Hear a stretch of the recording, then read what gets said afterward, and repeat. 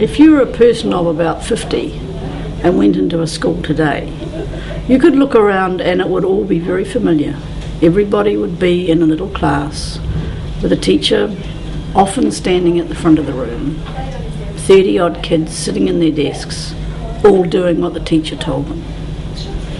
And that's not significantly different from what was happening when they were at school. And to me that's a little bit depressing, because I think that we are ready in New Zealand for huge changes in education.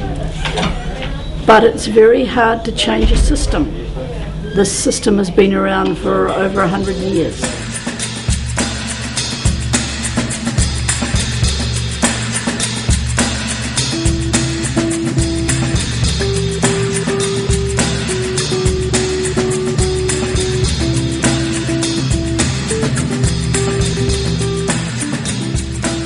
Been a long history of sort of arm wrestling about how schools can look and work. And if you think of schools on a continuum, you could think of one end of the continuum being the sorts of schools where teachers hold ideas about what kids can learn. Lifting up the top of their heads and saying, here, put this in here, putting it down, now you go away and regurgitate it into examination and we'll give you a good mark. And the other end of the continuum are schools where teachers have really deep respect for kids' knowledge and the ideas or the passions or the interests that students have for their own learning. To link the information that we were giving students onto what they already knew and what they thought. And so we started to build knowledge rather than just install it. So that's the model that we're in now, and that's why you get things like inquiry learning and projects, students deciding on their own projects and choosing their own topics. So since I was at school, a lot of the things haven't changed a heck of a lot.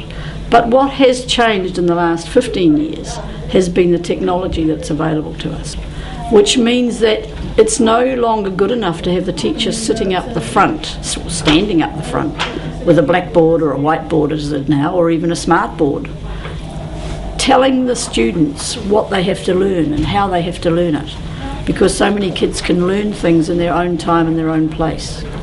So in a way that's made schools a little bit irrelevant, because they don't have to go to the science class to learn about science.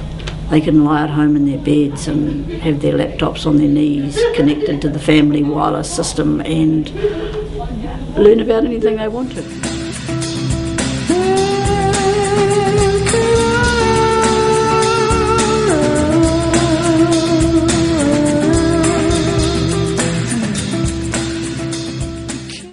I think we're in a really interesting age now, because we've come out of a kind of a teacher-centred time and we've got a new curriculum. It's pretty cool, and I think now we recognise that we have to be able to let children and students have greater ownership of their learning. I like learning with images. We've got to find a way of teaching curriculum, but doing it in a way that makes learning interesting and exciting and cool and relevant and meaningful and all those neat things. Do you know about the new curriculum? No. What's the new curriculum? And our new curriculum, which will start next year, which is concentrating on giving kids the skills and the competencies to do these things and to be active, independent learners, I think will help a long way. But you've got to remember that a curriculum is only ever as good as the people who interpret it, the teachers who interpret it and the students who learn from it. Giving students greater say over their learning. So how do we get kids to identify things they're interested in and learn about those things? And a good teacher really needs to be able to use a wide range of different techniques to get information to the students. Otherwise there's going to be students who miss out on information.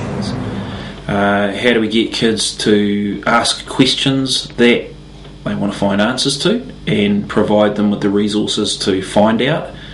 How do we not just teach knowledge, great big lists of things that kids need to know and do, but how do we also get students to use what they've learned, what they know? What I would like to see is less focused on examinations and more focus on developing people's capacity and willingness to learn. And it's hard when you have to keep the current system going and create a new system along the way to get the time to do everything. And that is I think our biggest problem.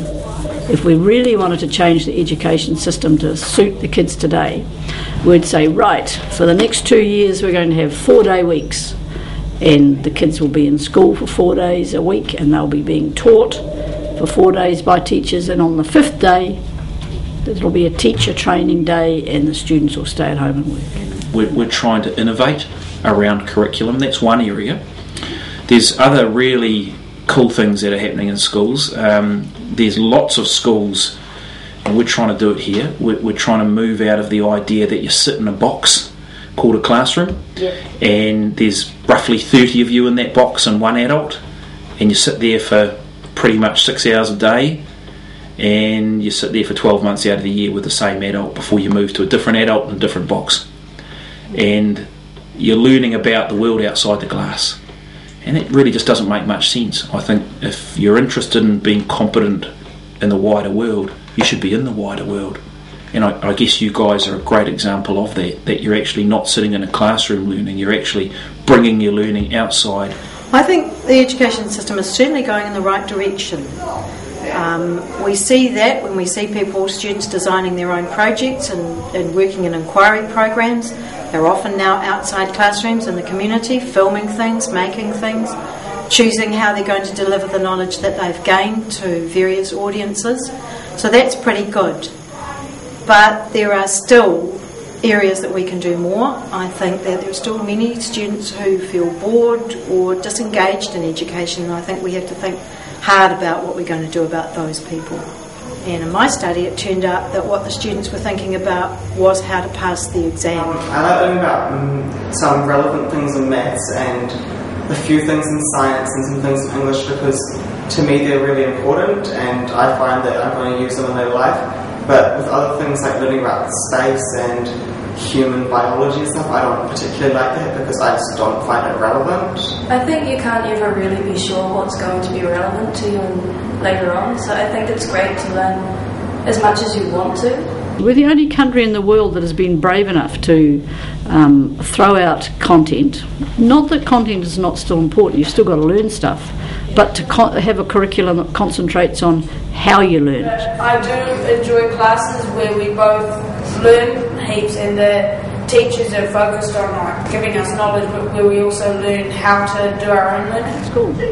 Our whole way of reproducing society is about students coming to school every day and mixing with other kids, learning to be good citizens, try and break down the barriers, the silos of classes, maths, English, science, social studies. We've got them working together to try and make a coherent set of knowledge for the children to learn. Yes, it is good how you get to combine the skills and you can put skills into practical uses. The perfect school for me would be one where students love coming to school. The curriculum and the timetables were negotiated. I like how my timetable works, but I think it should be a bit more flexible. I like how the timetables that we sort of have, where we've got this film project that if we need a bit more time, they can just ask the teacher or the next subject to excuse us so we can continue on that. It's really flexible that way. There was a great deal of working together and collaboration by teachers and students. And people were interested and engaged in what they're doing, so they enjoy it. So there's no wagging, there's no people sneaking off to do stupid things, because they love what they're doing and they can see themselves learning. Probably there wouldn't be classrooms as there were now, but there'd be working spaces and pods and places where people went when they needed and wanted to learn a particular thing. You need to have a focused learning environment so you don't distract other students. That there was a regular review and revision of where people were going and what they're doing. So there'd be a strong relationship with a small number of children, with a particular teacher who was the mentor guide person. I hope there'll be a huge lot of change. I hope that my grandchildren won't come to a secondary school that is exactly like this one. I hope it'll be even more advanced. Yeah.